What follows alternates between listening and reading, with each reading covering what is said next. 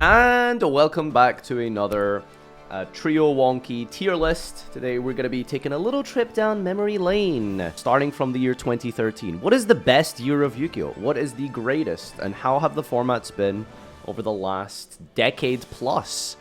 You guys want to talk a little bit about maybe when you first started getting into the game like properly? And then we can start ascending the ages. Yeah, I mean, I started playing at the beginning. I played as well as a kid could till like 2009, 2010. I took a little break because I got priced out and because I wanted to get pussy.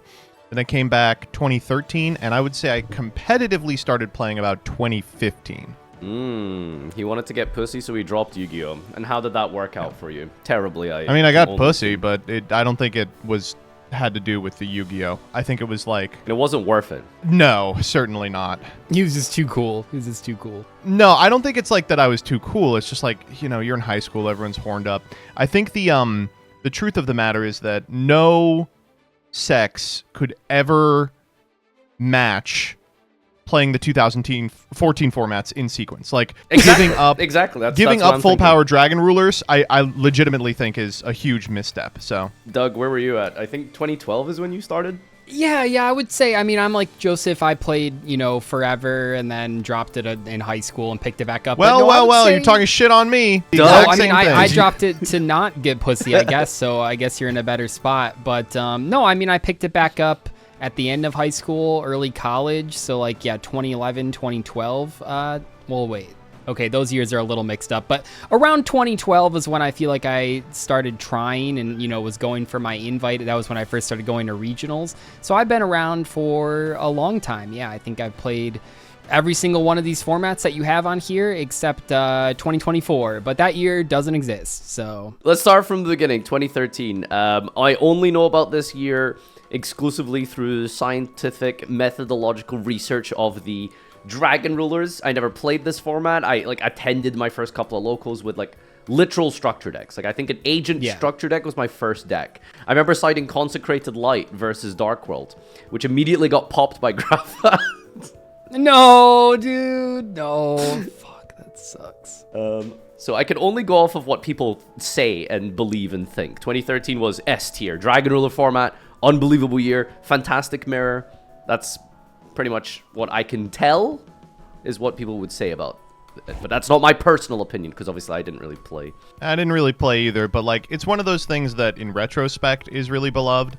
At the time, I think a lot of people were upset that they felt priced out of the format, or that they couldn't explore it, or that there was a clear best deck. I mean, you know better than me that the strength of a format sometimes is because it's not diverse, but I know a lot of people who were like, if I can't play my Elemental Hero Clayman Turbo deck, then the format's bad. I mean, this was one of the greats in terms of formats being bad because there's not a lot you can play. Yeah, I mean, Dragon Rulers were themselves weirdly budget. It just, when you went to buy the Draco Sacks and you weren't playing Master of Dragon Blades Rulers Turbo. were budget, except for the cards that made it Except good. for the cards that were expensive, yeah. Not to mention the rares were literally $15, which is crazy. Yeah, budget at the time, quote unquote. But people tried to play Master of Blades Turbo as you could do skill drain, drain rulers. That was a budget way to play it. So that's maybe the only other way to do that. Otherwise, you were just playing what, Ophion? I think we can put this in B. It is irritating to be like... Well, hold on. I haven't said... As the only person that was playing competitively at this time, can I give a little bit little feedback? Yeah, I think you guys are right on the mark with this priced out a lot of people. And I think that 2013 in particular was a tough year because... I just mentioned the year of fire, but this really was the year of Dragon Rulers. The set dropped and Dragon Rulers were everywhere. Obviously, spellbooks were there too, but I honestly think Dragon Rulers were definitely more popular than spellbooks, and I think a lot of people, when they remember that format, they're primarily remembering the Dragon Rulers and their grind game and getting super rejuvenationed for 10. But I think what made the Dragon Rulers so frustrating, and honestly what kind of mimics the Year of Fire, was that so they release them, they're at full power, they're a super strong deck, and then we get a huge ban list, one of the TCG's largest ban lists ever, the one that hit Monster Reborn, Stratos, and banned every baby Dragon Ruler. We finally did it. Hitler's dead. And then it was the best deck. Honestly, it was the best deck even by a wider margin, because then there was no spell books to compete with it, because they didn't have Judgment anymore, and I think Fate was limited. And then after that, they go to 1 and they're still played. So I think it really was like a Snake Eyes thing where these cards just kept getting hit and they were still playable. They were playable even a year later at the 2014 Nats. If you weren't on board with Dragon Rulers, it was a long year. That's what I'm trying to say. So I think I almost would put it in the C tier. I think B is like fair, I guess, but it really was a miserable time to be playing Yu-Gi-Oh! If you didn't have, $300. Damn, that is crazy. I mean, I guess like it's interesting to look at it outside of pure gameplay scenarios. I mean, that does make a lot of sense. It's just really interesting to look back and like people actively. I know personal friends that have like Dragon Ruler mirror match like decks built. Just because I think that's fine. I think that's where Yu-Gi-Oh was at its really best. Fun, right? But like you have to think of it in the larger context. Like even if it's a situation where you don't want to necessarily or you want to play Dragon Ruler, right? You're like, I want to play the best, most skillful deck in the format. A lot of your rounds are going to be against someone who's just trying to, summon Yogan. A lot of your rounds are going to be against someone who just tries to summon Ophion, and it's like, is that really? I'm sorry, is that how you're pronouncing Jaugen? Yeah, that's a Lithium original. Yogan. Okay, that's fine. Yo. Yeah, I mean, it is definitely a case of like, through what lens are you looking at this from? Are you like the guy who played the Dragon Ruler mirror, you intended YCSs, you had these crazy back and forth mirror matches, or are you the guy who's just sort of like observing the format, even if you did play Dragon Ruler with the intention of just playing the mirror match all day, you would roll up to a tournament and play against a bunch of people playing stupid Floodgate bullshit. Yeah, but that's every Tier 0 format. Okay, so comparatively, Joseph, because I know what you're going to say about Power of the Elements when we get there. Right. Are you going to rate Tearlament format or the Year of Tier lower? Yeah, I mean, the argument for that was there was not a Floodgate deck that was good against Tier, with the exception of Cashira when it released. Like, for the first several months, Tier just beat everything, including the deck specifically designed to beat it. Whereas Dragon Ruler did occasionally have trouble versus, like, Ophion or whatever, and it was like, oh boy, let's play Draw the Out Turbo. I mean, that's not right. Like, Casino Tearlaments was strong. It was definitely top 3 decks, but it didn't Casino start Tearlament, right, a different... I'm talking about post Maze of Ishizu. Yeah, no, I think that's fair. Anyway, do we want to throw 2013 back in that B now that I've yapped? Yeah, let's do B. I will say, I think, sorry, I'll say one final point here. I think that there was like a lot of different, it's like 3 games happening, 3 types of matches. You got the skill intensive Dragon Ruler mirror, you have Dragon Rulers versus Spellbooks, which is just, do you have the out to Jaugen? And then you have Dragon Rulers or Spellbooks versus anything else, and they win every time. So I think for a lot of people out there, I like diverse formats. I understand the point of non-diverse formats, but I think it was a tough time. Yeah, that's it. I think it's one of the main frustrating parts of competitive Yu-Gi-Oh! It's like you're always going to be in a position where you play like deck A, deck B, or every other deck that is trying to beat deck A and deck B. And those strategies usually involve really frustrating methods. Moving on to 2014, this is, in my opinion, like just the greatest year of the game. I loved everything about 2014, beginning to end. Dragon Rules were limited in January of 2014, and they were still playable, but the format opened up widely. Fire Fist was good. Mermail was good. Yugioh was good. Later, I think Bujin around Primal Origin, around about May, I believe, that ended up becoming good. Infernity was good. Then the release of Soul Charge in the summer in June. Lots of decks became viable. Sylvan, Lightsworns, Dragon Rulers got even better. Mermail got a boost. Evil Swarm was still playable. I mean... It's not great if you don't like diverse formats, but there was so many things going on in 2014. Remember, this was the heyday of ARG streams, the addendum to Konami streamed events. I don't know what the equivalent of that would be. Maybe some sort of like the Smash community putting on their own like tournaments and stuff like that. It was like a great spectacle. Star City Games would be the obvious. Yeah. I mean, I don't know how you guys feel about 2014. You don't think this is a case of, I'm also going to make the defense that 2014 was one of the best years of Yu-Gi-Oh! I think it's a similar position as TOS format, where there's like 4 really strong decks and then a ton of rogue decks behind them. But do you think a little bit this is because, this is the first goggles year and bias, yeah. Seems like all of us are really competitive. Like the best Pokemon game is the one that released when you were 10, but it is Emerald. I mean, it has to be Emerald. There isn't another better. They have not released a better Pokemon game since Emerald, and they never will. But I will say that I think 2014 is peak Yu-Gi-Oh! This is what Yu-Gi-Oh! To me should look like. All sorts of top decks, all sorts of rogue decks are viable. You see tons of different strategies winning, tons of strategies successful. Every month is a new month in terms of the format. Yeah, I loved 2014. I thought it was super cool. I played pretty casually during this period. I was like fucking around on Dueling Book with stupid shit. But to me, this felt like one of the last eras in which you could really play a dog shit deck. You could like show up two locals with a piece of dog shit and do okay. Pre-Duelist Alliance, yeah. Yeah. My first ever locals win was 2014, and I was really happy. And I was playing that. Do you guys remember that absolute garbage Spirit Hand deck I brought to a Gauge collab a few months ago? Like I won a local with that, and it's like, holy crap, dude. You're so right. This was the last time where you could actually just rock up with like a pile of cards. Nowadays, a garbage deck is like a really fleshed out constructed strategy with hand traps that can just beat a meta deck with a critical mass of like. You know, it's just like a little under the power level necessary. Yeah. Like describing a rogue deck now is like Exo Sister. It's like, well, that's still a deck with all its pieces intact. Yeah. Right. No, I think that's you know, I will say that for some people, what they didn't like about this format, which is like reasonable, but also not how I feel. But if you didn't like playing through back row, like a lot of back row, this was miserable because a lot of the game states, especially in the summer, once we got closer to the NAWCQ, WCQs, because we have some non-North Americans, you would just get to a point very commonly, extremely commonly, where you would have both players would have 4 to 5 face down back rows, and then they're sitting on like Fire and Ice hands and Yugiohs. And personally, I found those like really fun puzzles, and I love trap cards, obviously, in Yu-Gi-Oh! But if you didn't like that kind of thing, but I feel like combo decks were like the 2014 variant of combo decks, Mermail and Dragon Rulers were still viable, but yeah, you were playing through a lot of back row, and if you don't like that, it was probably a tougher time for you. What were you playing that year? Was I playing? Spirits, yeah. I mean, obviously I like this year. I got my first regional top. Yeah, it was a good time. Yeah, it's actually really interesting when you revisit this format because there are actually like a ton of like really miserable game states. But for me personally, it felt like, you know, like you said with the Pokemon example, you know, the best year of Yu-Gi-Oh! Is the one you started playing in, and then, you know, that's like number one usually.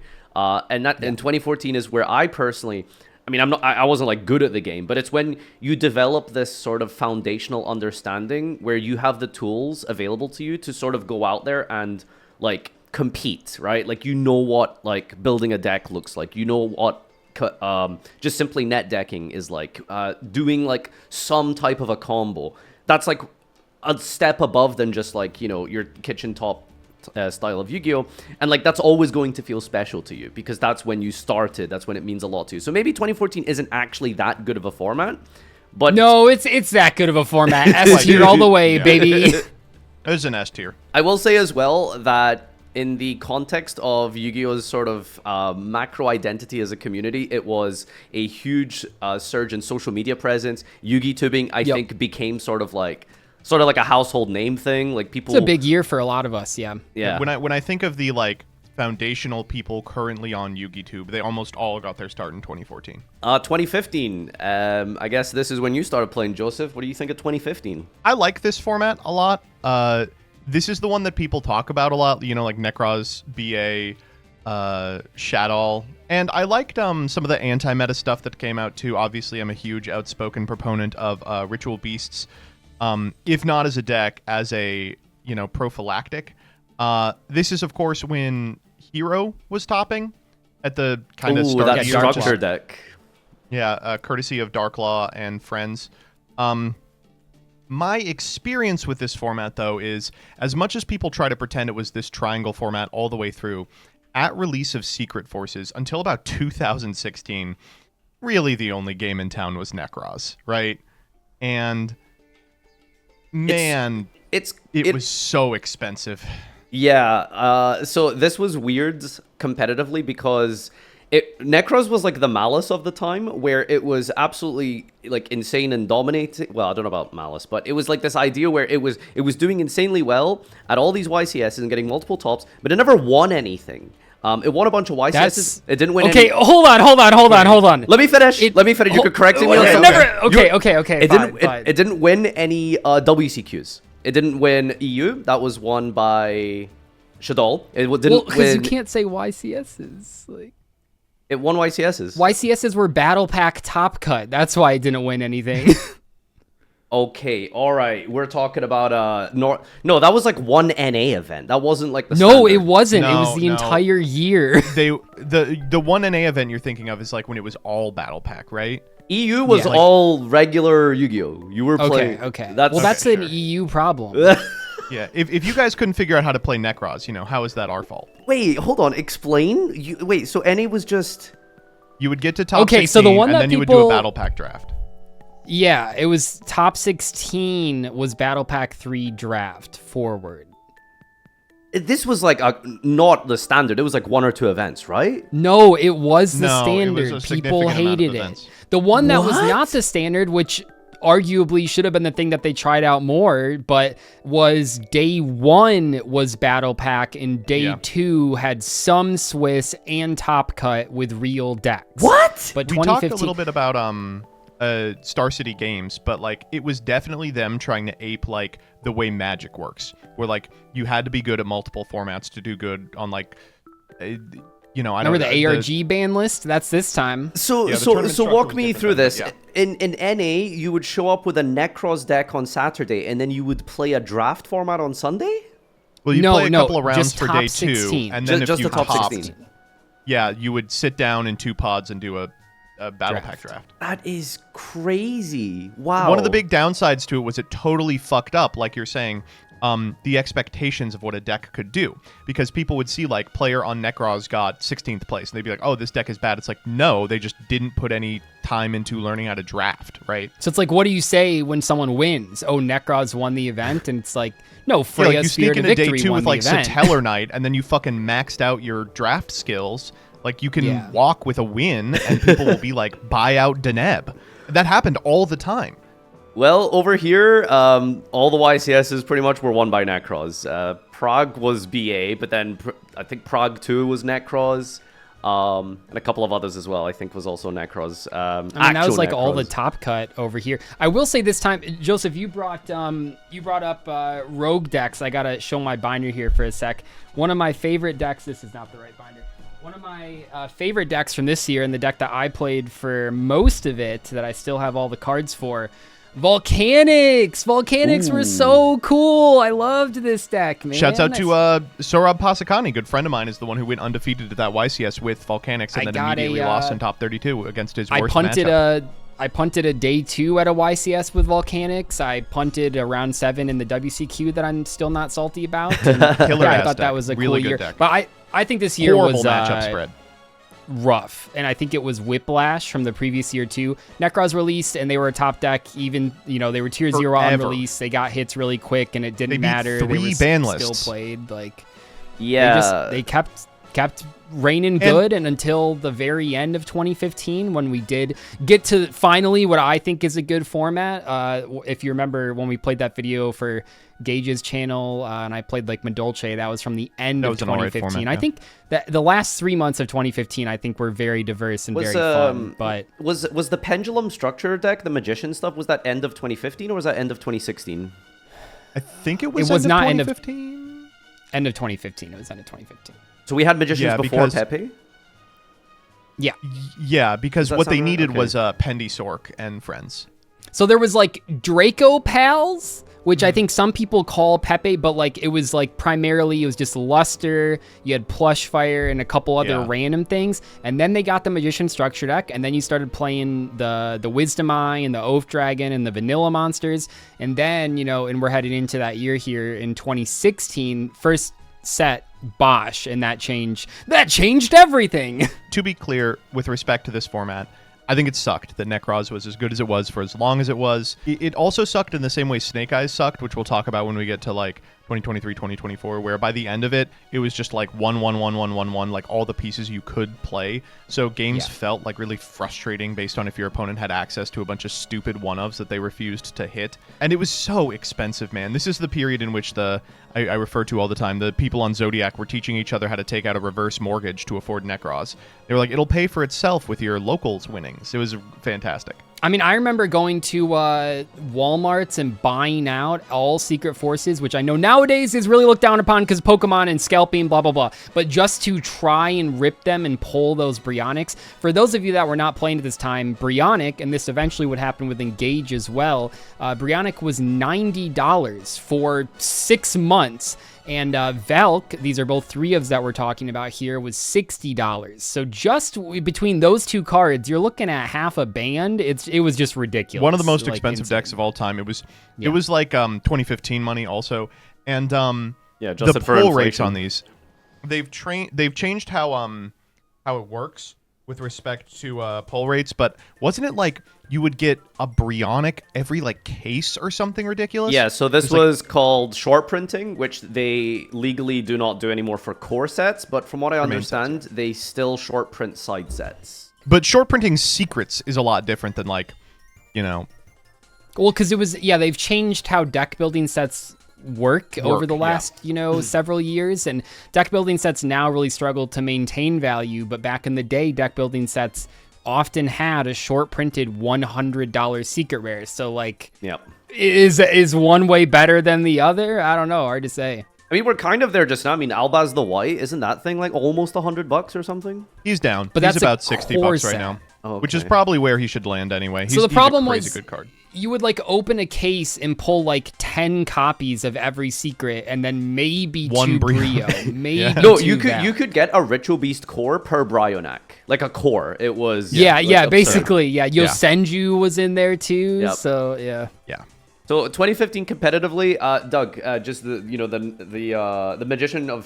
Master of Pendulum Structure deck was back end of 2015. So the start of 2015, pre-Nekroz, it was like just BA, some Klee, some Shaddoll. And then Nekroz came in, it was tier 0 essentially. It was absolutely ludicrous and broken. There was a ban list like Joseph mentioned, where it was very light-hitted. I think Prep went to 1, Rota went to 1. Brio went to 2. Yeah. Which, by the way, oh my God, people were pissed. Hilarious. I mean, obviously it was a good hit, but after some people spent $270 a month later, oh my God, it was so funny. Yeah. Nekroz mirror match in terms of the gameplay was fairly skillful, especially after the Jin got banned. And I think Jin was banned in April, so early part of 2015.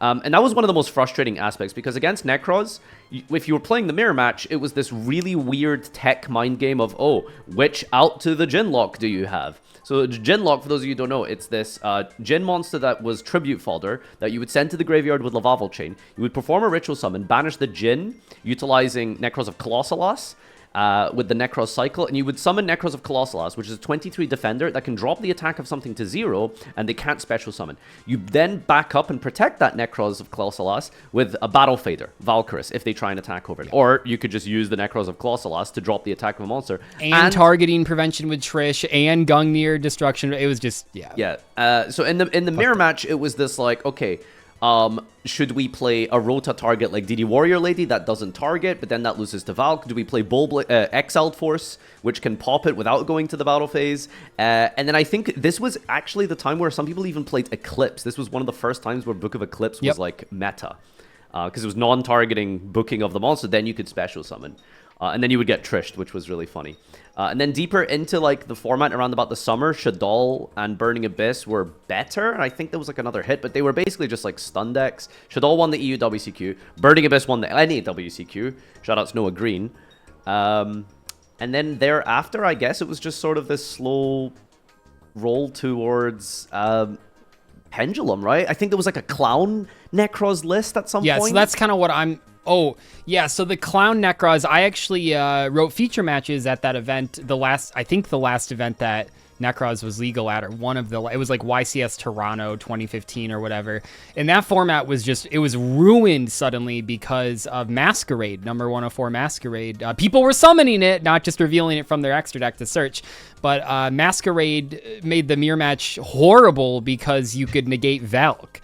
So like now Hilarious. suddenly it just ruined. It was, if it wasn't bad, if it used to be skill intensive, post Jin, pre clown, the clown stuff just wrecked it. That YCS was miserable. Where do you guys want to put 2015? I'm gonna put it in C. I didn't like this format very much, but there were bright spots. Fair.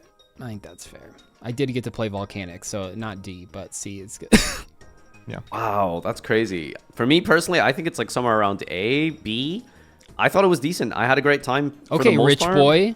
I didn't play Necroz. Some of I us did- were, I you know, did- broke college I was students. playing Burning at this Abyss. time. I wasn't playing Necroz. Oh yeah, your relationship with the format is just if you can play BA or not. I understand. Yeah, that makes it a good format. Okay, so moving into 2016, a massive release in December 2015 was the Magician of Pendulum structure deck. And then this is essentially where like the year of Pendulum and then like, you know, more support comes in the shape of the Monarch structure deck, which was a huge, I suppose, shift competitively in terms of budget for a lot of Yu-Gi-Oh players. Yep. So Pepe was released in February, I think, or January of 2016. I think January, like right away. So this was like a tier 0 deck. It was YCS Sydney was the first event of 2016. And I believe that was like, it might have been 30 top cut spots to Pepe. It was really dominant. And this was 13 days before the emergency ban list. Do you guys want to tell us about the adjusted ban list, I think they called it? Yeah. So, what ended up happening was they released, I think the only time they've ever done this, a list that was optional.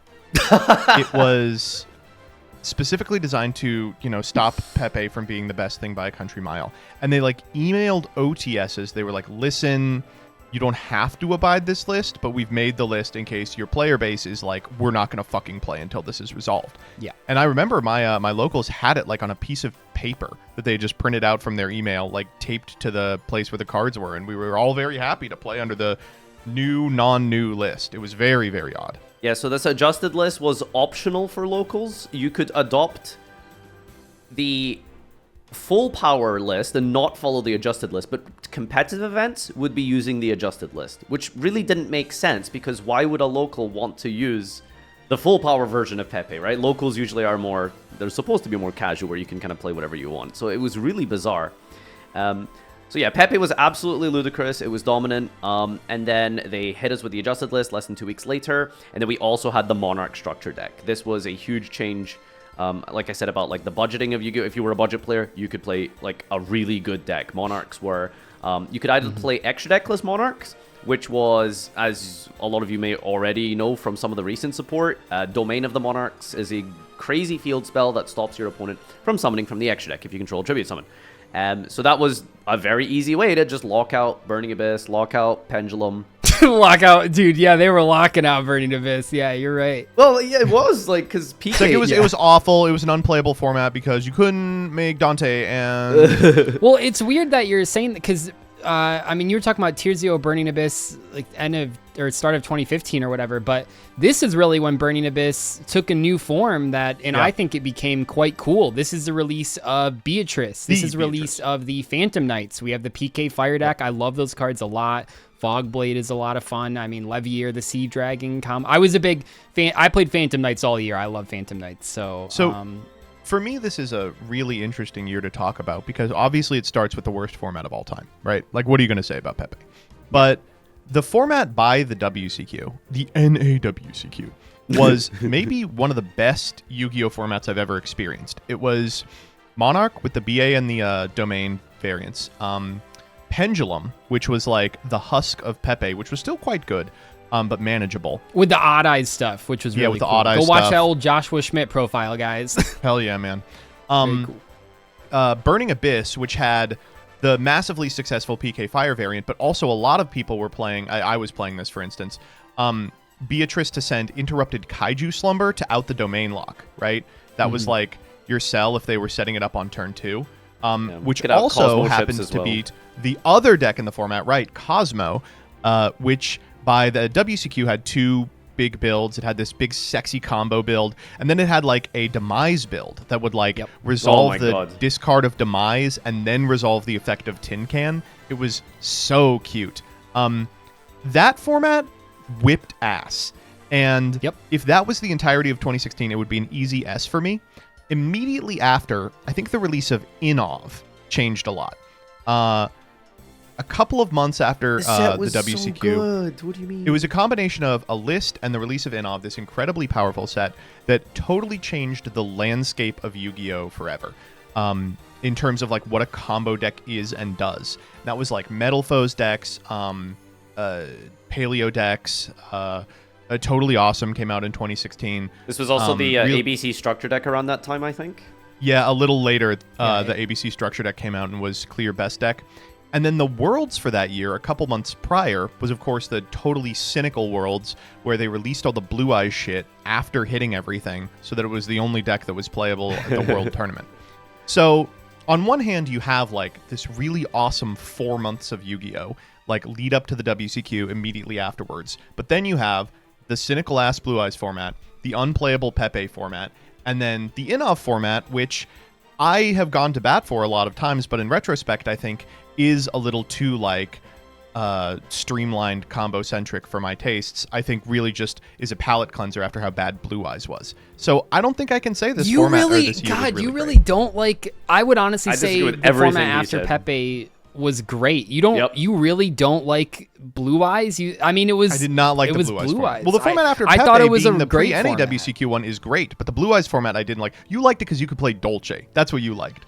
No, I wasn't. No, like we're in 2016. I'm playing Monarchs. I'm playing, PK Fire or whatever. I think at this By point, the time the maybe I Blue was Eyes stuff playing- was released, no, I really like the Monarch did I PK Fire play? format, but then the Blue Eyes release happened after the list that prevented both of those decks from being good at all.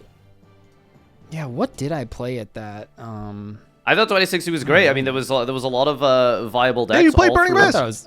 Yeah, No, I thought I played think a it lot was of a BA, super but- diverse year. I thought Yeah. it had a lot of cool decks. And also Inov Again, was I like the format. I think the decks are really cool and interesting. I'm glad there are a lot of them, but there are two insanely frustrating, like, non-formats in the middle. Yeah, it sounds I don't like think most the you- Blue Eyes format you're talking about is like a 1 month time period. I don't Yes, think Pepe's as soon like a as 1 Metal month Foes time period. released, you had like I don't know. I felt like I don't know. I felt like it was, and you got this is the Pot of Desires release. I thought that was a really interesting time. I was apparently playing Phantom Knights at this time. I now see that. But I don't know. The some of the best parts of this format I think were Pendulum. If you like Pendulum, this was a great year, and that's not talking about the full power version. Like once it got adequately nerfed, it was like strong, but it wasn't like insanely dominant. You The mentioned WCQ Josh's. Pendulum deck was so fun.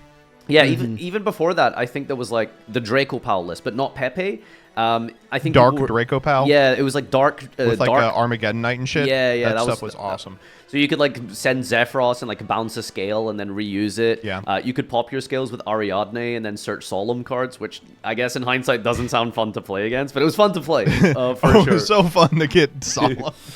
Cosmo was also a really fun deck for some people. Anyway, you mentioned the Demise version. That one was definitely miserable. And then we had Magician. But it was so cool mechanically. It was cool, though. I liked It it, was a yeah. cool interaction. I think It just did 2016 rivalry is you a pretty solid year frequently. for Yu-Gi-Oh! For me, it's like an A tier. Yeah, no, this is an A for sure. It would be an S, but for Do you the guys two remember stupid what formats. won that format? The NEWCQ? I think it was Narc, right? It was Infernoid. Eric Christensen, right? Oh, the Eric Christensen. Oh. Dude, he didn't lose a What am I, match stupid? that whole weekend. I remember Top Cut was like overwhelmingly Phantom Knight, Burning Abyss, and I was like, whoa, I guess that's the best deck. And then Yeah, was Infernoid consistent. just pops up whenever there's like a good graveyard deck. I Graveyard suppose. deck, and there were 3 of them. Yeah. 2017. So this is, I think, the second time ever in the history of Yu-Gi-Oh! Where we had a 32 out of 32, 100% win rate of an archetype. Zodiac variants, all topped on release weekend. Was it February? I think Maximum Crisis? And No. Raging Tempest. Maximum Crisis. is Rate True was the Draco. first, and then Macro is where Chalkanine came out. And it's also where Ash was released. Yeah. Yep. So 9 years ago. Damn, do we even need to talk about 2017? I think this is our clear D format. It was I like the Zoo mirror. I think the Zoo mirror is really interesting, but like our other mirrors, the decks that aimed to beat Zoo were so fucking boring. There was a fun period of time where people were just jamming Zoo and everything, where like a bunch of silly decks were topping. That period lasted mere minutes until the release of Maximum Crisis, and Chakanine streamlined the deck down to Zoo. I think it was because Rapier got semi-limited or limited. I think so. Then you couldn't. So you couldn't actually play do the stupid thing anymore. Yeah. So Rapier was this weird combo part of Zoo where it would basically just make an extra rank 4. And that would just help lots of decks do a bunch of stuff. So Zoonoid was really popular because you can make Kagasuchi and just mill 5. I don't know what other dumb stuff you could do with Zoo, but Broadbull was a generic people played rank it 4. in Paleo a lot. Paleo Zoo was very popular. Paleo. I mean, it's everything Infernoid Zoo was very Dryden. popular, just doing Noid shit. But after the Zoo format was Master Rule 4. And then we were like, oh my god, all the decks are going to change. Just kidding. They released the Link to Earth, so Zoo was still the best deck for a while. And then they were like, don't worry, we got new shit in the tank. The new shit was a Spiral Tier 0 format, a Firewall Tier 0 format, like 8 of them in a row. Like, the most exciting thing that happened this year was the release of Alistair the Invoker.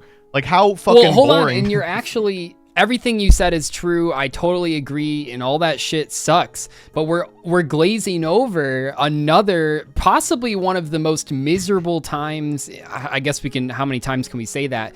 A Norden combo. So if you guys were not playing back then, this is a time where Zodiacs actually played. Sometimes even 2. They could just play as many as they want. Fusion Substitute, and what they would do is over the course of a long combo, a very long combo, they would essentially just cycle through a Norden to get the Fusion Substitute draws. That's the card that drew, right? I think that's correct. Yeah, that you'd put it back with fucking Diagusto Emerald, so you could do it like 4 times in one turn. Yeah, you could literally search do it as many the Fusion times sub with as you fucking Lunalite Black Sheep searched off Broadbull. It was a disastrous combo. So every single time you played against Zoo, it was not only the same combo deck that you had been playing against. Well, I don't know if we can call it a combo deck, but it was not only the same engine, same deck you'd been playing against for months. Also, now you had to sit there and watch him jerk off with Norden the entire time. I mean, there's a Billy Break deck profile out there where he's like, yeah, I just stopped using this card halfway through the regional because it just got like so boring. Because like the combo took forever just to get one extra draw, and then you it didn't advance the game state. It just made you go like +6 because you were doing Emerald draws. Like that's fucking it was lame. Earth Machine, pre-Earth Machine. I don't know if you guys ever witnessed this, but I think this was the first time where I ever saw someone like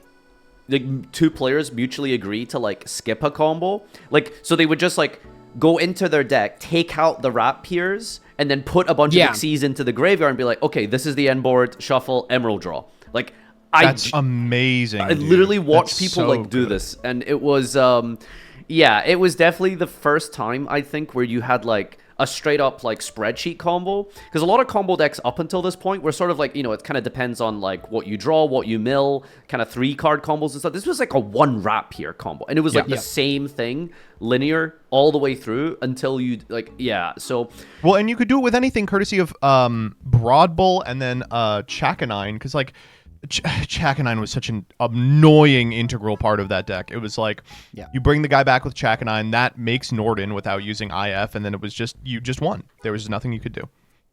So, and I think, we can't gloss over as well the True Draco cards. The True Draco cards. Yeah, the other thing you could play that format was fucking True Draco. You can play True Draco Stun, which everyone hates. You can play True Draco Zodiacs, which eventually did become one of the more popular decks. That's what won the NAWCQ. But either way, it was True like, Draco okay, Metal so remember that? In a lot of the stuff that was good against Zoo wasn't good against True Dracos. True Dracos, maybe even more so than Zodiac, were the rogue killer. True Dracos are so good at playing into rogue. Honestly, I think even, okay, maybe not in the last couple of years, but I mean, even among the release of Master Duel, like 3-4 years later, True Draco was still playable. It was good for a while. Those cards are just so efficient. It was just a miserable time for the guy who did Crazy with Volcanics that I mentioned earlier brought True Draco 3 WCQs in a row and day 2'd all of them. It was like, see, Jesus you can Christ, do man. that. Like, it's crazy, man. I will say though, I think we are also glossing over. Do you guys remember what the third deck was in the Zodiac True Draco? Paleo, right? Dinosaur? It was Paleo. It was Dinosaur because it could make VFD. That's what I was doing at that time. Shit. Yeah, that was Denglong fucking combos awesome. that were totally unnecessary. You play like the Kaijus to beat Dryden, and then you just go, I'll make VFD. What a fun time to be playing Yu-Gi-Oh! Okay, without hating too much, because we are dogpiling on 2017. Zoomer was pretty good, other than the fusion sub stuff for the most part. Correct. Yeah. It was like a lot of people will tell you it was a good, a good deck, a good mirror match. Yeah. True Draco mirrors. Well, I don't know about True Draco mirrors. Paleo mirrors were really good. It was quite popular at the time, obviously popularized by Paleo Joshua mirrors Schmidt. were really long. They were really long, yep. But it was a very fun deck. It was also the period where Toad was legal, which is a really enjoyable card to play with, maybe not against. So you also had, I think, some remnants of Pendulum. I think there was some Metal Foes still hanging around. Yeah.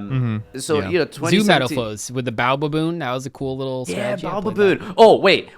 So that was a really obnoxious part, because you could go Bow Baboon and then mulligan your hand, pop it with a metal scale, and then it would make 2 more Bow mulligan Baboons. again. Yeah. Mulligan again. You overlay for Invoker, and you summon Rapier. I think. Was it Rapier? You could summon a Beast Warrior with Invoker, right? Yeah.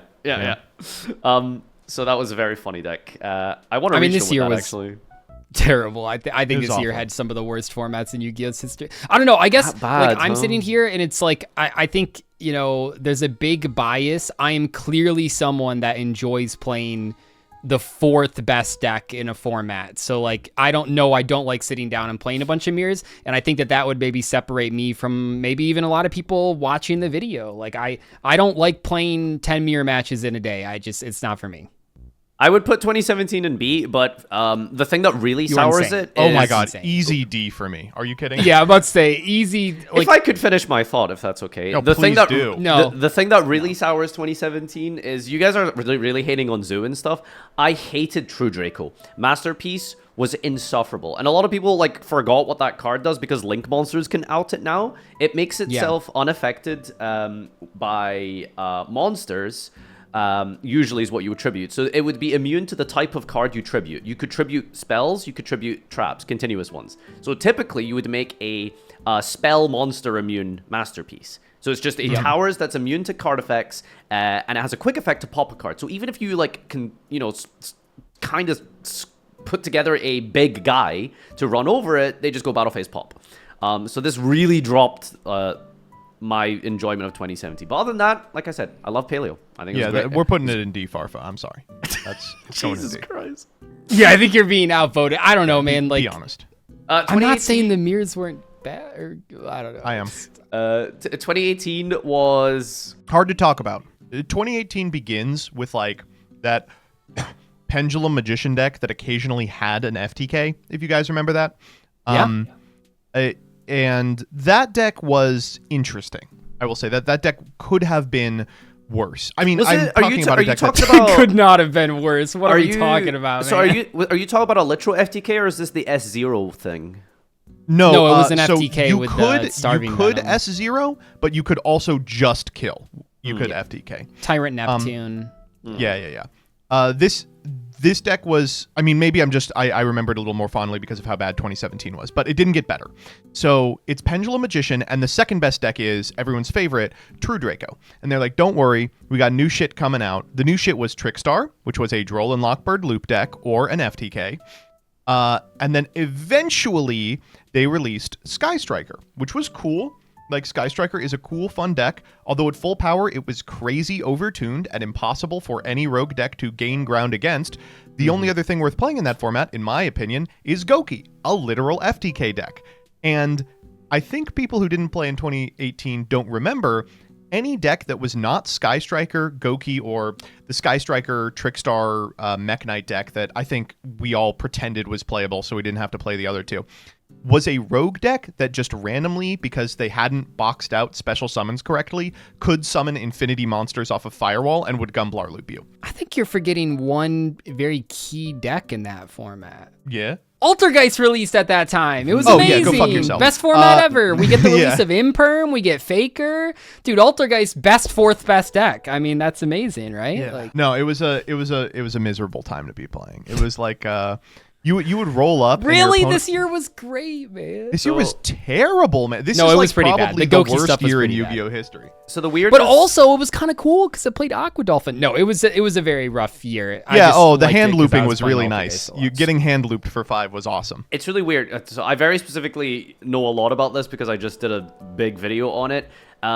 It's one of those like weird hindsight things. So if you analyze it through all of the gameplay and stuff, it would seem terrible on paper, but you know, socially, for some reason, other than the YCS Long Beach, which I think was like 4,000 people, this was the year that had the largest NA YCS attendance. This was, at the time, the largest NA WCQ. This was the largest EU WCQ. It was the largest EU WCQ, did I say that? And the largest EU YCS attendance as well. Yu-Gi-Oh! Was booming statistically at the tier 2 level.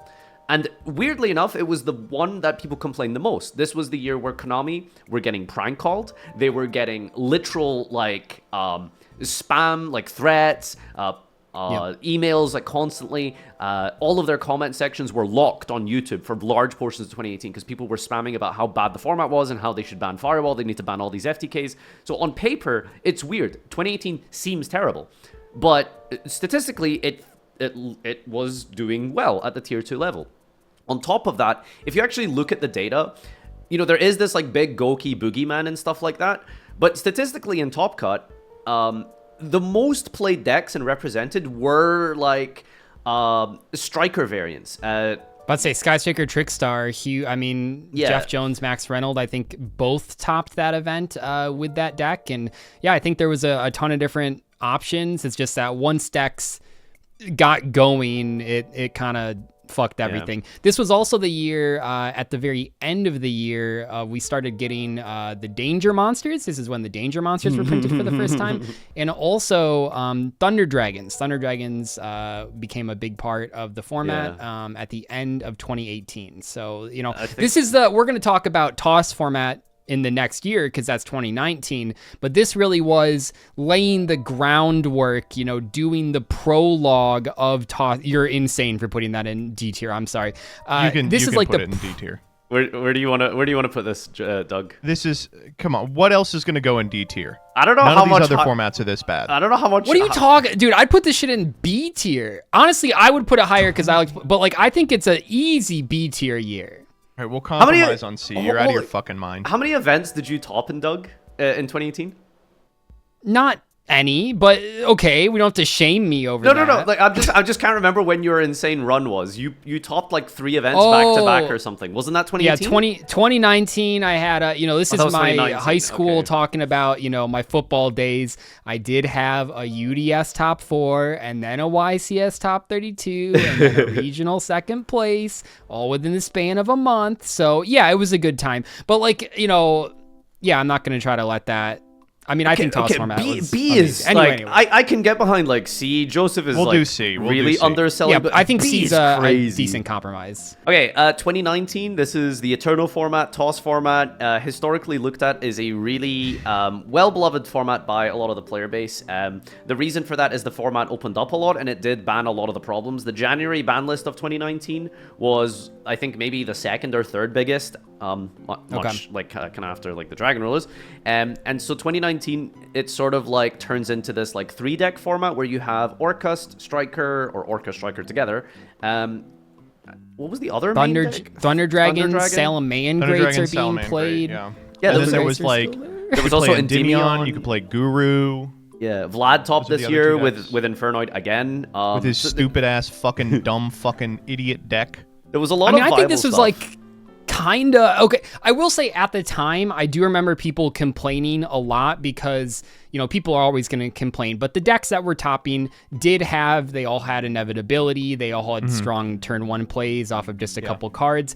And I think, you know, looking back, it's like, okay, it was reasonable. But at the time, I think people were frustrated with if you weren't playing a deck that had been released in the last like 2 years, you were just dead in the water. Doug is talking from the perspective of someone who played Altergeist for a decade.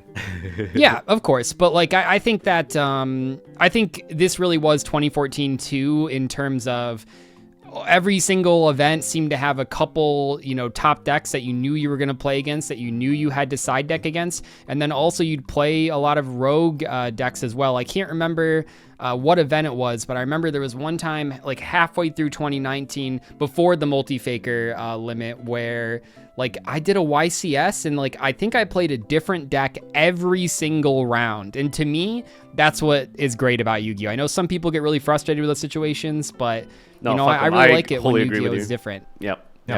That's amazing. This year was good. I will say the the back half were like Dingirsu released, and Orcust became the obvious best deck, and courtesy of like Masquerena, that was kind of rough, and the subsequent lists were but like on the whole, this was, I think, one of the best times to be playing Yugioh. It was so fucking fun. I'd say S or A for me. Yeah, somewhere up there. I don't know. Like, yeah, I honestly can't find too much to complain about. I mean, there were very powerful cards in there, but I think it's... you can even put it in S because you could play Block Dragon BA Farfa. Oh. That deck was fucking awesome. Yeah, it was a deck that existed. Maybe it was one of the 20 decks Doug played in Swiss. For 2020, was this the COVID Adamancipator year? Was this the... Yeah. Eldritch, Okay. Adamancipator. What was the other archetype? We got away with a lot this year because no one played any Yu-Gi-Oh! If we had been playing Yu-Gi-Oh!, we would have all killed ourselves. It was so bad, man. What an awful format. It was Adamancipator, Eldritch, and admittedly it was just Adamancipator. And then like every other deck that wasn't that was like using Halka Fibrax to do some stupid Auroradon bullshit. It was just a horrible time to be playing. Yeah. The one deck that was really frustrating to me was the Eldritch combo deck, because you had this like weird combo line where it was You're welcome. You're welcome. I think actually Joseph likes that deck a lot. No, I like. I love telling this story, but we held like a Chalice Line monthly. That's when we were doing these because of COVID, and one player, Lieutenant Labcoat, had a deck that did Auroradon summon back Deskbot 001. And he was playing like Deskbots, and I was like, oh, wait a minute, that's like really good. And so I shaved it down to like the minimum number of shit you could play, and I played it at a PPG event. No, I played it at like Doug's Locals or something. What are we talking about, man? It was like an online local, and you and I were both in it. And so maybe you're right. After this, Jason Leonard, Jeff Leonard's kid, saw the deck and iterated further on it, shaved it down to the literal, like, very few cards you could play. And then we were like, why don't we just play this in Eldritch that doesn't have a normal? Because Invoked Eldritch was the big build back then. And, like, stormed a PPG online event with it. And it was like, oh, great, now Eldritch does a combo. It was so irritating. Yeah, this was the time where I think luxury online tournaments were really popular. And I think I remember, I think it was like Cameron Neal I remember watching, just like, you would do this literal one card combo that was like an extra deck lock Savage Dragon plus Herald. Yeah. It was oh my god, dude, I forgot about Union Carrier. Union Carrier, the card. little guy, yeah. Every deck was Union Carriering too, though, because Adamancipator, of course, integrated it into their combo. And then you would set 4 as well, and it was like, well, how the fuck do you beat this deck that has a combo board and back row? Well, you win the die roll and you play Adamancipator. That was how. Yeah. It was awful. It was just not a good time to be playing Yu-Gi-Oh! I'm trying to remember what else happened during that year. Yeah, I was just looking it up at the very end of the year is when we got the Genesis Impact, which featured Drytron, which immediately got used with Union Carrier combos and Lockout combos, and just was that the same set as Virtual World? Yeah. So it's no, so this was a deck building set. It had Magistus and Live Twins in there as well. Live Twins were not good on release though, not even a little bit. So it was primarily just known for the Drytron cards, which were extremely frustrating to play against. I think, you know, probably some people even nowadays have PTSD against Drytron, but yeah, anyway, that was like the first part of the year. Wasn't it like Dragon Link was really big, but no one was playing Yu-Gi-Oh, so it didn't matter. Yeah, it is. It's a weird year to rate. Yeah, April Cecil comes out, and it was miserable until the end of the year. Like, the next important thing that came out was in August when Rise of the Duelist came out, and that set was like so. That was underpowered. good, right? It had Tri Brigade, no? No. It had Dogmatica. The Dogmatica guys. But like it's pre-Elbaz support, right? So like, so it's just Ecclesia Fleur-de-Lis was kind of hyped up, but a little bit underperforming. I remember I played in a sponsored Konami event with a bunch of like pro players. I'm not sure how I ended up in there, and it was like Sam won that. 80%. That's the one that Sam won and got. He won with Dino. I didn't know we were playing for Anyway, like it was like all Adamancipator and a couple Eldritch players. No, but Sam won with Dino, remember?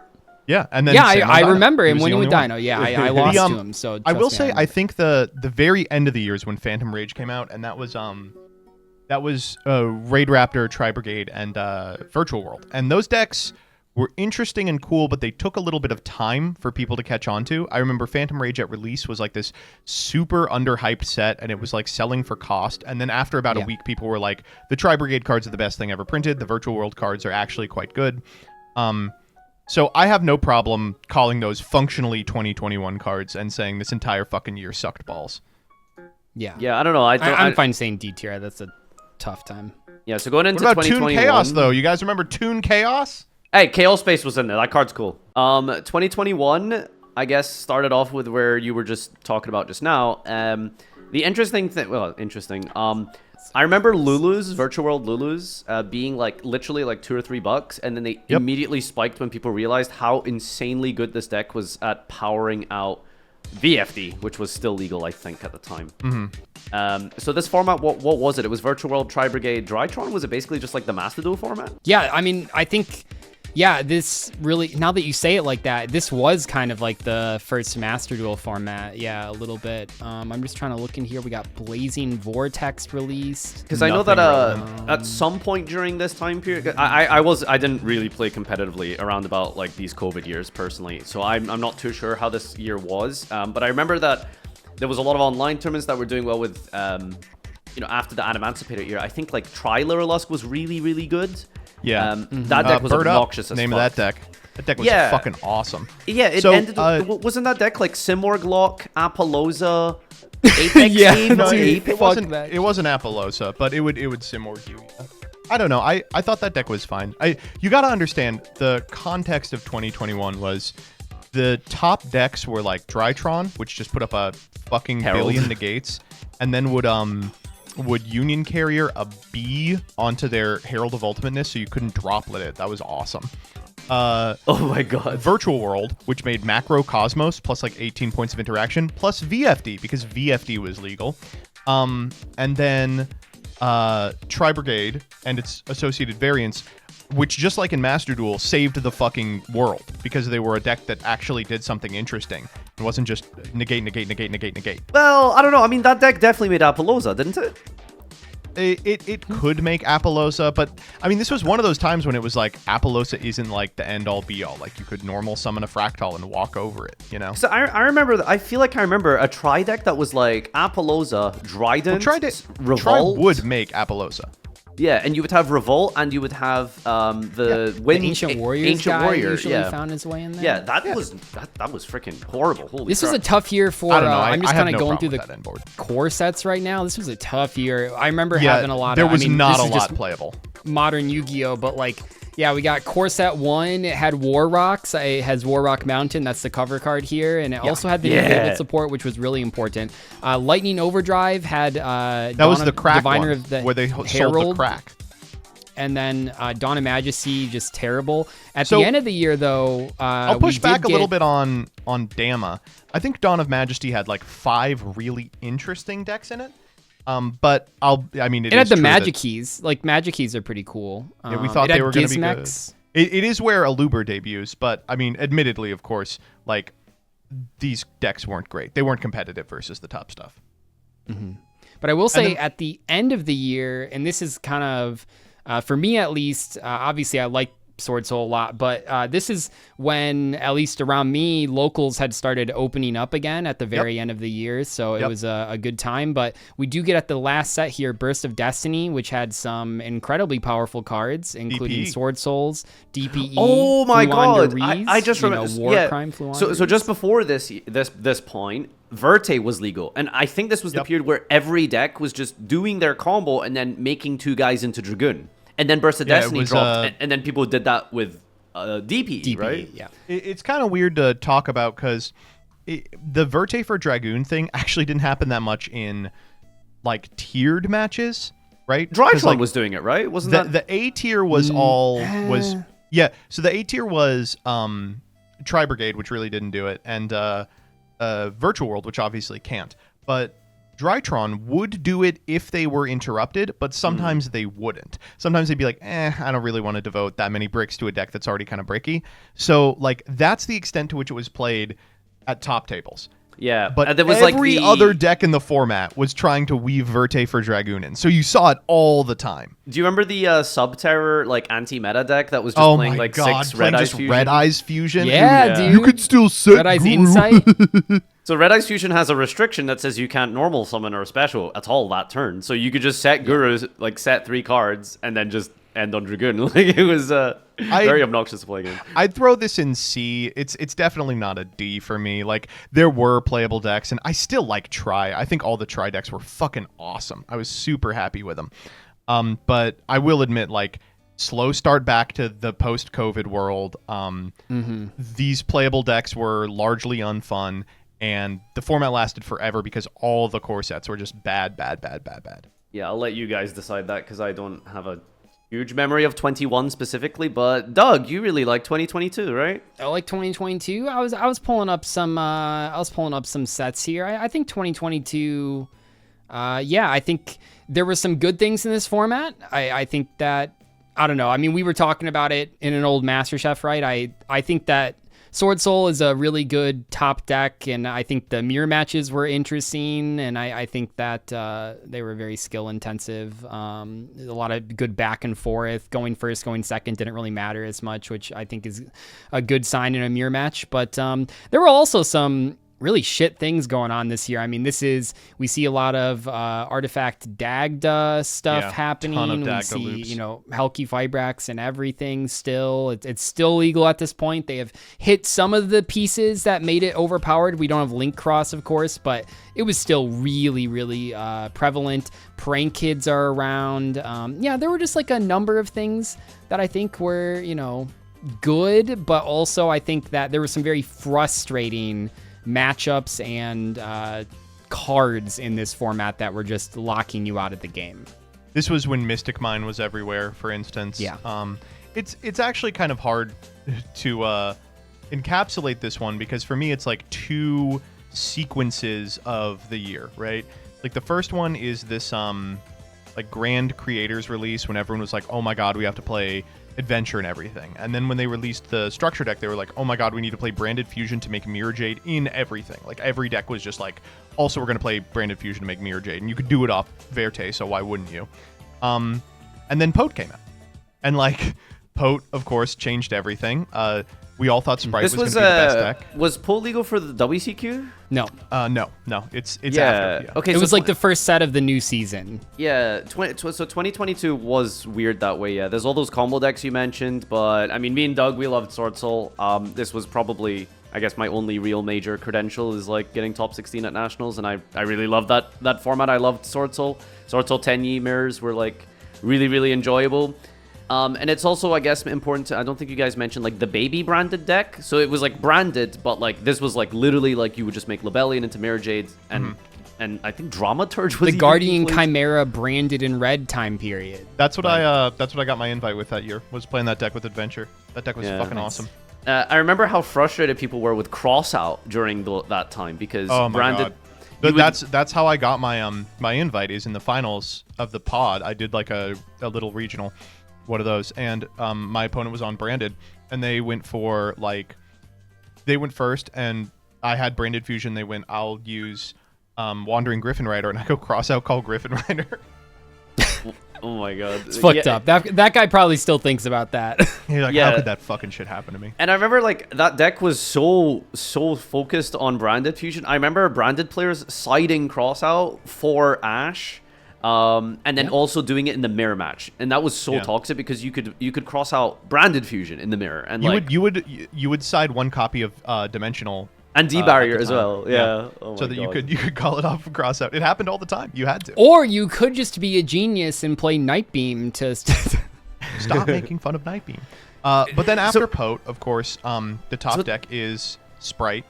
Everyone's like, Sprite's going to be the best forever. I really like the TCG innovation of Casino Tier. I thought that was fucking awesome. The Pote format pre-Mavens was really nice. Like, I like that format a lot, looking back on it. There's a lot of really cool stuff you can do. The top 2 decks are pretty popular. Exo Sister was around for Doug. And I remember Peeps did a deep run at one of the Canadian YCSs with Earth Machine. Like, there was a lot you can do. That is also where Jesse Cotton has his famous picture of him frowning at getting shifted. Then when Mavens comes out, of course, we have like the November YCSs that produced that like Yu-Gi-Oh meme with like Jesse and oh god, what's his Hani, name? right? Hani, yeah.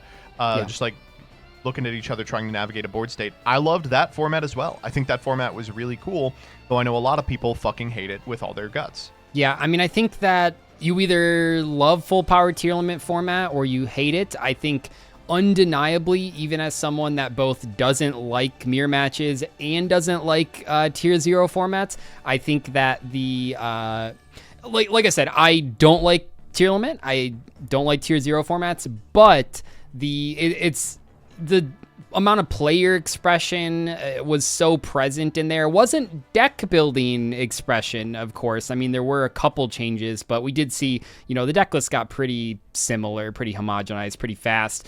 But, it was easily one of the most skill-intensive matchups in all of Yu-Gi-Oh's history.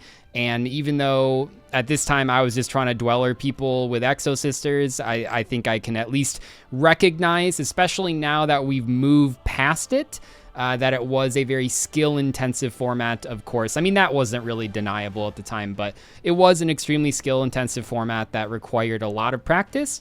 And some of the things that sort of started around this era we're still seeing nowadays. The turn 0 plays we're seeing nowadays, not only Havinous, but also the Bestials released this year too. So, no, I think it was a time where if you weren't playing Tearlament, you probably weren't having a great, tournament experience. But even if it's something that I personally didn't love, I mean, I was going to a lot of events at this time still, but even if it wasn't a format I personally loved, it's hard to say that it wasn't skill intensive and a really good environment for the top players specifically. I'd be willing to put this in A. I think that both halves of this year, both the post-Pote, like Tearlament control, and the pre-Pote, like Albaz stuff, were fine. I like both of these. Yeah, I don't have too much to say about the second half, because I didn't really play Pote and past Pote, but yeah, I really love the first half for the most part. I will say though, like this, I mean, as we're going through here, maybe I'm realizing it happens more than I think it does, but this really is a time where a line is drawn in the sand, and if your deck wasn't released post 20 or in 2022, it no longer was viable. Like basically, like what Sprite that's and not true. Tearlament People were winning able with to Sky accomplish. Striker during this period. That's Sky Striker. Yeah. Were they? Was that? Yeah. I'm noticing Really? a weird. People played Sky Striker. I feel like that was. I don't know. I mean, if you're talking I went about to- post-release of Mavens, like nothing was winning that wasn't. No. I'm not even. I don't know. I went to like probably 3 regionals between Pote and the Maven, and I don't know. I don't remember a lot of Sky Striker players, but maybe it was just my area. I don't know. I have no idea what 2023 is. 2023 is fucking horseshit, dog-ass awful. It's like Cashira. Do you guys remember releases, right? Cashira? Photon Cool deck, Hypernova, cool deck. was that February? I think. Yeah, Photon Yeah. Hypernova first set. So I So- remember a very specific incident that happened at the start of 2023 where we had one event, I think it was YCS Lyon, which was, or it might have been an NA event, where Tearlament was about to be banned, literally the week after, but Yeah. it was the release of Cashira. And weirdly enough, Cashira and Tearlament, I think, had about equal representation. And this was full power Tearlament. At the same time as a Rise Heart. So First time. I mean, yeah, Cashira, like Yeah, I first mean, it's- wave, like. I think what ended up unbelievable. happening at that event was like, it was like 60-40 in top cut, and then I think Tier ended up winning, but like, it was like the big macro guy versus the deck that loses to the big macro guy. yeah, Oh, so this it's like, set or this year also had. I'm just kind of looking at the core sets. I think you guys are as well. But this set had the super heavy samurai stuff at Yeah, the so- end. Oh my of God. your Let me run tweets. through it. So Yeah. the start of the year was the Rescue Ace Pearly pack, and it's like, oh cool, until you realize that neither of those decks were good. Like it took time for them to get their extra shit together. So then we had to deal with Cashira being the best deck for almost the entire year, and then YCS Philly, I remember I went to. The super heavy samurais had just come out, and that deck was horrible to play against. It was maybe the worst deck of all time to play against. It was like, if you opened Droll, you won 100% of the time because they had nothing they could do against it, right? They didn't play spells. But if you didn't open Droll, you lost 100% of the time. The Cashira mirror was really irritating because you would blind second because like the Arise Heart is so mid in the mirror and the board wipes are so good against it that like you would just go second board into Lightning Storms and like Regekis and shit. And, you would go like Fenrir attack it, I win. I don't remember the Cash Mirror being that bad. The Cash Mirror was like... I played so much of the Cash Mirror, man. I did not enjoy it. It was, for all intents and purposes, it was kind of a diverse format, but I hated almost every deck there. It was like... by the diverse, WCQ, but every matchup is frustrating. Yeah, by the WCQ, it was like every single matchup was like, well, you could play against Fluon Deriz. It's like, oh, thank God. And then... I think they had Stormwind banned at this point, at least, right? I want to say the Barrier Statue was banned before, but like M-Pen was obviously still frustrating. Was Unchained during this year, or was that the year after? Well, I think it was this year, right? Then at the very end of this year, you get... Bologna, I believe. The Duelist Nexus release, which has the Unchained Sharvara in it, and basically ushered in a really, really good format that lasted until the release of Age of Overlord. Like, the first half of the year is fucking miserable. It is like an unplayable dog shit format that lasts through the WCQ, and then afterwards you have like a 4-month greatest of all time format into Dune, into Agov, where it was like it was Unchained, Tyr was still playable, but Rescue in a totally Ace, I think, state. was pretty Rescue good as Ace, well. I But played say so Rescue much Ace. Rescue I mean, this Ace. is. I think this is a. I mean, Joseph, Lab was you big, and I. Pearly was big. This is the closest I ever got to a YCS top, was losing to Cam Neal at this event. But Labyrinth was released, I think, this year as well. Yeah. But I mean, Joseph, this was a time when we must have gone to 6 YCS. I mean, we were going to. I played so YCS much this format. YCS. It was such a good time, and all these decks were cool and interesting. It just is so funny that it like comes on the heels of the most annoying fucking format of all time. Well, not only, and I mean. It is weird because it's literally 2 different like portions, right? It's like pre and post WCQ, or I suppose like the the set you mentioned that had like all the Unchained stuff. So yeah, it does actually sound really fun. So cool. They were like, I play Agov to this day with like friends who still have decks. Like it's so good. It's such a good. I liked that format so much. I got back from Cancun and booked another YCS that I hadn't planned on going to. I was like, this is so much fun. Like getting plastered out of our mind every day, and all I could think about was Yu-Gi-Oh. Can you believe that? Like I was like, oh no, my God. I was mostly thinking about margaritas, but okay, yeah. 2024, the year of fire. I don't know. I played so much this year, and it was weird because I don't think I was having fun at all. This was a weird year to be playing. 2024. When was Snake Eye? Like which part? This is the Snake Eye. This year, is right? the Poplar release. Yeah. What? This is February, I think, right? Or like very early. It was the first set because it was it was not with the initial. I don't know if people nowadays even would believe it's Phantom it, Nightmare, right? Is where Poplar comes out. Yeah. So this format's nothing. It's not even remotely interesting until Phantom Nightmare, and then Phantom Nightmare is like Yubel, Snake Eye, Voiceless Voice, and like people were playing was Fiendsmith all these weird different versions of it. But far and away the most popular thing was like Snake Eye and Fire King Snake Eye. Fire King came out like the previous year, like at the very end. And it basically held for the entire year. Like new stuff was coming out, like the Centurions came out, Where did the Fiendsmiths come into this? The Fiendsmiths? I don't know. Yeah. This is like the second. Well, Fiendsmiths were a really important part of Snake Eye. Fiendsmiths were right? info, right? Am I crazy? I'm pulling Yeah. up. Is that 20? That's is that early 2025, I think. Oh, is it? I know it seems like it's been forever. No, it's hold mid on. 2024. You're right. I mean, I'll say, we're talking about this format, and obviously, once again, I'm biased, blah, blah, blah, quit during this time. I remember I was at the ultimate thing, and I remember sitting there watching 20 hours of Snake Eye mirrors, and I remember like having this moment realizing I don't like this. I don't like this direction. I don't think this is interesting. You know, I'm talking about disliking mirror matches, but it wasn't even that. It was just like, it didn't look like the Yu-Gi-Oh that I had known. And I remember being so shocked that it had pivoted to this after what I thought was a mostly good year, or at least, you know, halfway decent for half of the year.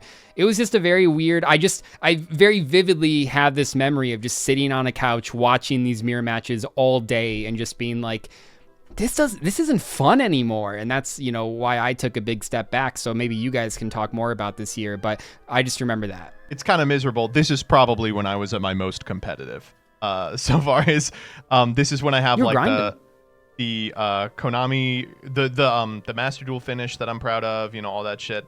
I played a ton of this format, and I played almost exclusively Snake Eye, and I still feel that I didn't get all the way there on Snake Eye.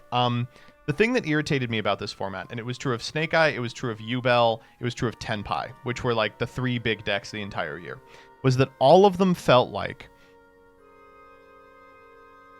you would just count up the number of points of interaction you have in your hand. Like, yeah, 20, like you said, Doug, in 2023, they pivoted so far away from like individual single target negation determining the outcome of a game. And in 2024, it was like, if you have an Ash Blossom for the Ash, if you have a Veiler for the Poplar, you win. If you don't, you lose. And it's so many games just felt determined by like what ratio of starters and extenders did you draw, and so few felt like they were like totally skill intensive. Obviously, you know, I'm speaking from the position of someone who wasn't like a top player. I'm sure it's different if you are a top player, but I was very, very frustrated. I think give yourself some more credit, because I vividly remember from this time period watching a Joshua Schmidt video going over the finals of a YCS, saying exactly what you're saying about points of interaction. And he went through the whole finals and said, there is not a single moment in here where a player made like a misplay or had an opportunity for player expression. It literally is, do you have that out for Ash? Do you have that out for Poplar? If not, I've won the game. And it just... That's what killed it for me, too, because in 2023, I had this fire lit under me, because I wanted to top really bad. And I was, like, practicing a shitload, and I could see myself getting better every single time. During this format, terrible, awful players could just take games off you by just having, like, 2 Veilers in their opener. And it really kills a lot of motivation to, like, understand that so many of these games are going to come down to deck construction, which is something I really don't care about. I care about like in-game decision making. So okay. I was really let down by this format. I think it was super boring.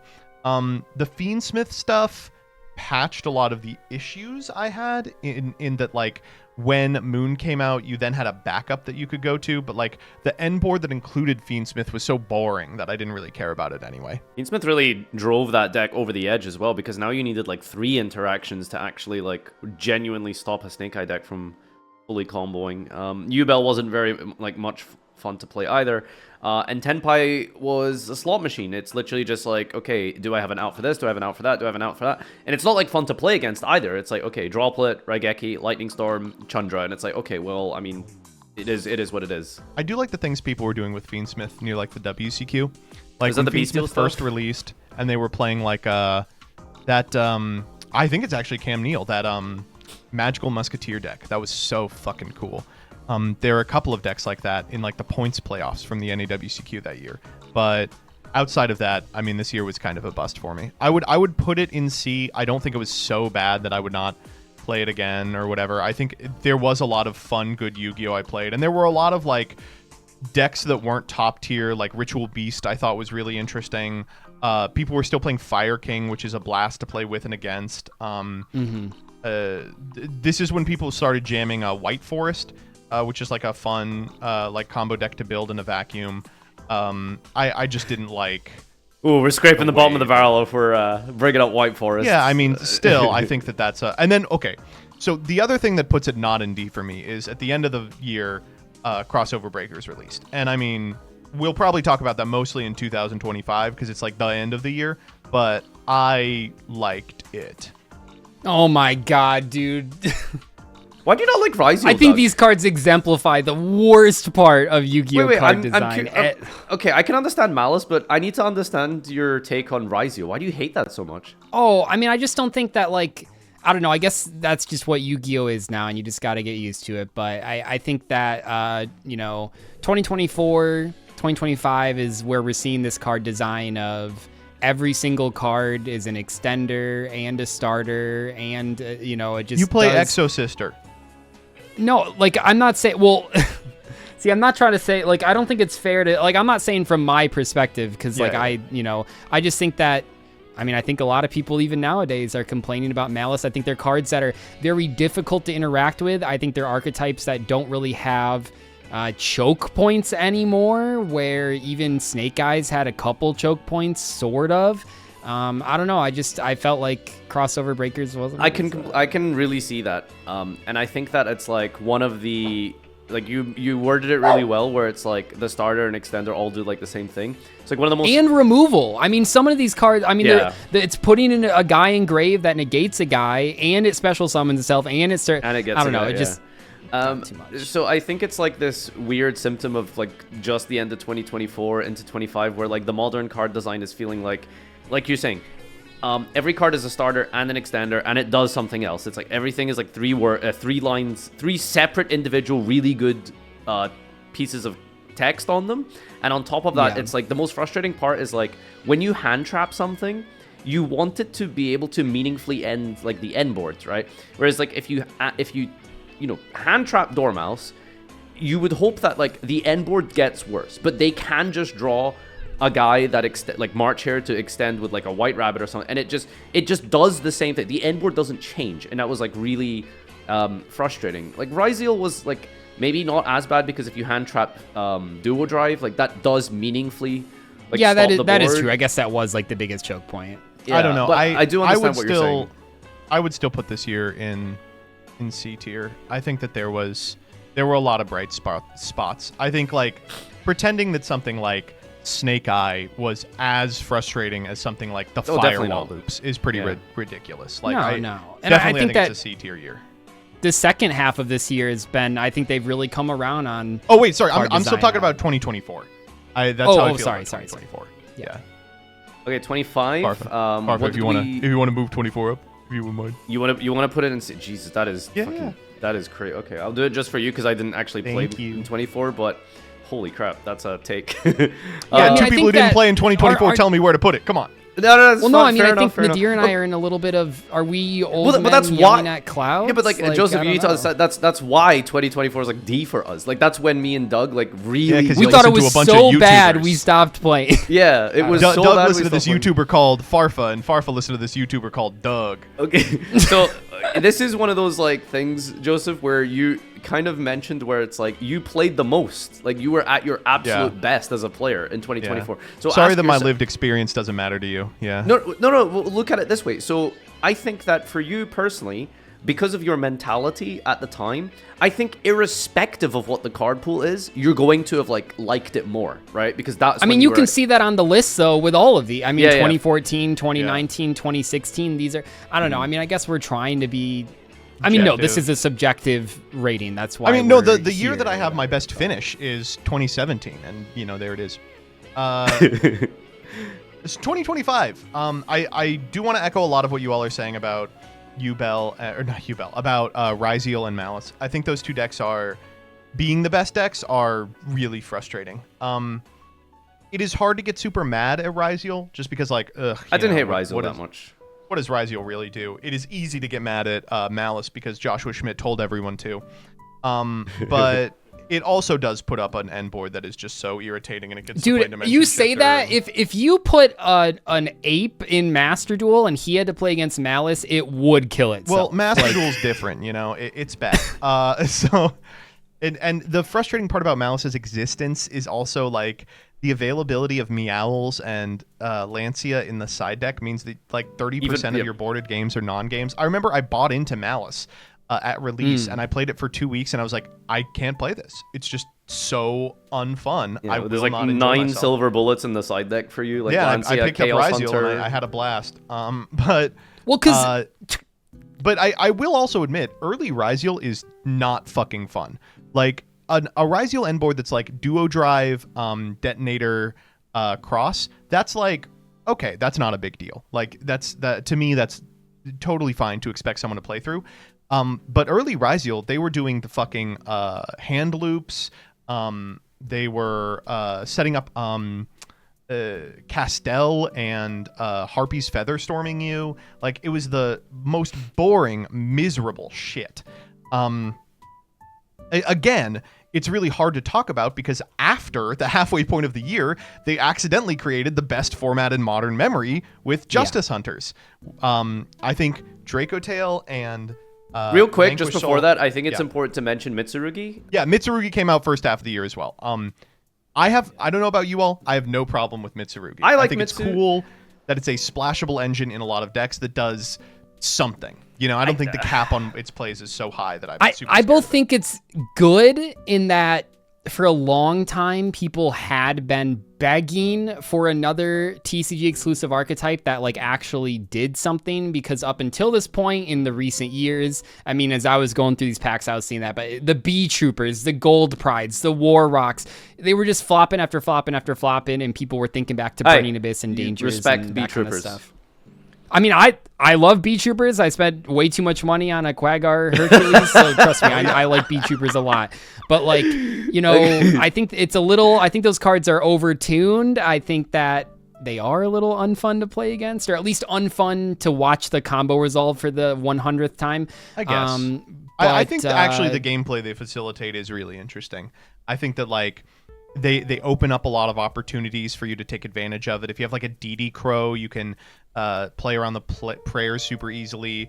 If you can force out the tribute early, there's times when you like activate something into a copy of Murakumo that you don't want to resolve, and then you don't pay, so you can like take it. And then I just think there's like so much cool stuff you can do with the cards, and I appreciate they exist.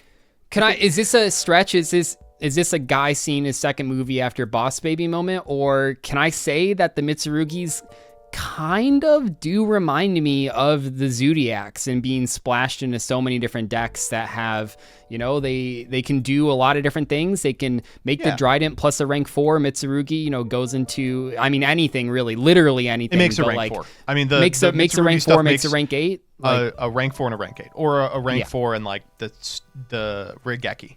I think that's what's like so frustrating about it, right? It's like you can hand trap or attempt to hand trap like Ryziel, and they would still be able to like meaningfully end on something, and then they would like still be able to like. I mean, King of the Feral Imps is a poorly designed. I mean, not poorly designed in the context of when it released, but.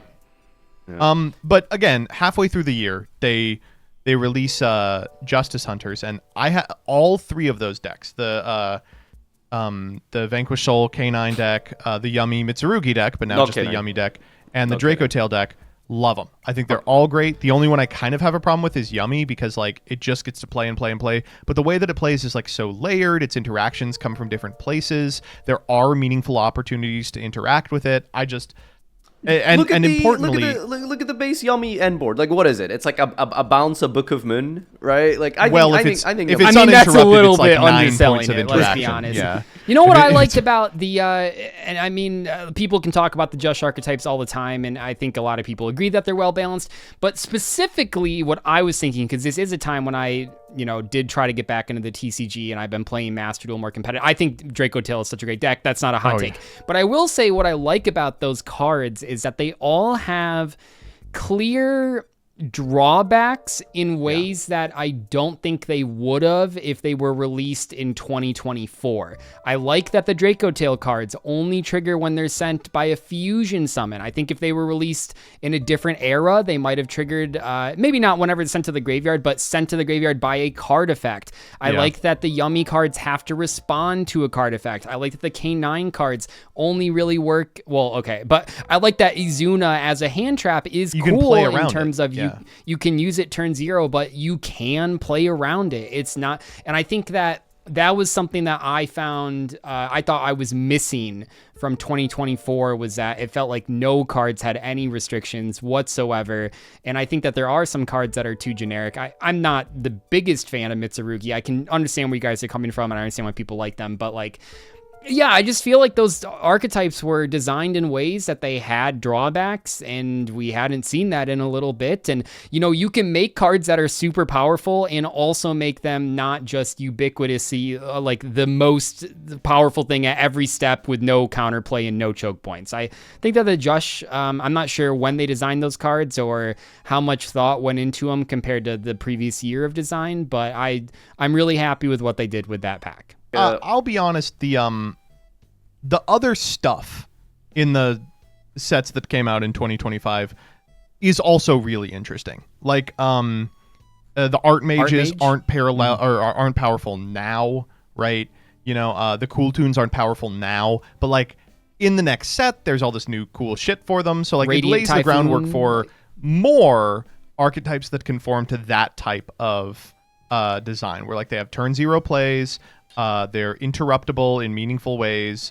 The end board isn't so like choking the life out of the format that you can't play into it. I like it. I love all of the Josh decks. I think all of them are well designed for all the reasons Doug mentioned. I will say that Ripper specifically is maybe a little overboard. Maybe they could have made it just like opponent's turn. You could negate a hand effect or something, because like getting hand trapped and then just setting up Ripper to get a plus and also prevent further hand trap, I think is really obnoxious. Yummy, I think, is fine. I think it's a pretty well-balanced deck. It does get maybe a little bit overboard with Mitsurugi, but I think for the most part, it's fun, it's enjoyable, it's relatively okay to play against. Some of the more issues that I have with it is probably something like Herald bridging to Mitsurugi and also just being an Omni-negate. Thank max. God Yeah, they I mean, finally got Herald's that just out a of the fucking format. Poorly designed card. Yeah, and I will say as well that I think one of the most underrated aspects of Draco Tail isn't necessarily like that it is sort of like fair in some ways. I just like how short the turn is for the most part. Like, there is a lot to be said about how boring it can be to just hand trap someone once, and then they just have the exact extended that plays through the hand trap and does the same end boards. So you hand loop yourself, but then they just sit there and it's like 10 minutes of you just waiting for your turn to see your top deck if it can crack like the 4 interactions they set up through it. Draco Tail has a choke point of 3 summons. You have Rahu, you have Ketu, you have Faimena, maybe a Verte in like Masadu or something. And like when you hand trap that deck or stop one of those points of interactions, you meaningfully reduce the number of end point interactions that it has, or one of its like main components, which is one of those fusion summons, right? And I think that's an important way to stop a deck, and I think it's an important part of like gameplay for new players, especially, is like the duration of the turns as well. So I love all of those decks. I think all of them are fun and interesting and diverse in different ways. But I guess it might be a little bit controversial because they are the decks that introduced turn 0 gameplay. And I think that is a pain point for a lot of people. That you bring up about the amount of, specifically the Ketu, like how many summons they have, because thinking back to, what's my problem with Ryziel, blah, blah, blah. I don't know. I guess people like that deck. I'm just wrong. But with the Malice and the Ryziel cards and a lot of the cards released in the last year, I felt like the issue is that they do everything. Every single one of them can summon themselves for free and then do a bonus effect. It didn't feel like there was, I guess that's like archetype identity or whatever, but I think a deck like Draco Tail does it so much better, where you have, it's not like every card is a Femina. It's not like every card is a Malulu and that kind of thing. And I think that can sometimes be my problem with, I don't know, I guess I'm just describing an archetype, but I felt like sometimes the decks got a little too samey, where it just feels like every game is the exact same, where I feel like, I don't know, I think for me, like the best, like a good Yu-Gi-Oh format is one where you can let your opponent combo, or if they combo, you still have a chance of playing through it. And, that's not always the case. But I think in 2025, there's a lot of good Yu-Gi-Oh to be had. A tier? Yeah. Yeah. You know what's really funny? I don't know if you've noticed a pattern emerging here. So if you want an A tier format in Yu-Gi-Oh, you have to play once every 3 years.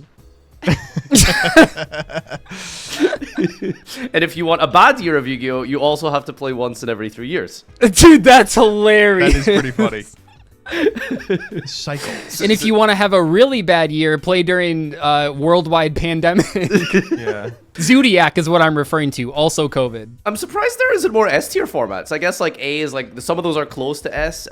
We have to agree on it, right? Me Also, personally, a whole I would year? put a lot of the A's in S, but I know you all have a big old I'd boner be down for to Duelist put Alliance. 19. I would be down to put this in S if you are like. Well, in of course, but I 2019 think I think one of the reasons is just that it's hard to encapsulate an entire year. Yeah, you know, exactly. No, I lot think of the these, ones we have, I think 2014 is probably like the one I would feel most comfortable putting an S. This kind of comes up in a lot of these types of things, but I feel so weird because it's almost like Yu-Gi-Oh! Years should be broken up like school years, where it's really like it's always two. It should be a season. I mean, I'm not saying this video wasn't a good idea, but I'm saying it's always difficult talking about years because it seems like there's such a division between pre-WCQs and post-WCQs. I mean, what was the massive one here, right? I think was it the pre and post Power of the Elements is like whole different like formats. I mean, not right? even. I mean, I like think Duelist Alliance is like that. I think that Inov is like that. I think that a lot of these ones were. I mean, the Spiral format. I think a lot of formats are defined by their third core set. Well. All right. Well, this was a mammoth. This was a fucking 12-hour video. We'll see how it cuts down. Thanks, My guys, cat's for licking joining his me. balls in the background. Sorry, Vlad.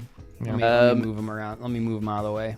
If you enjoy Yu-Gi-Oh! Through any of these time periods and you have memories to share of your fondest formats or even least favorite formats, leave a comment down below, get involved with the discussion. I'll be interested to see what some of you observing and reading will think about this. Thanks, of course, to Joseph and Doug for joining for this and sharing their experiences as well. This was a nice little trip down memory lane. It's always good doing a podcast with the bros. Fuck you. Bye.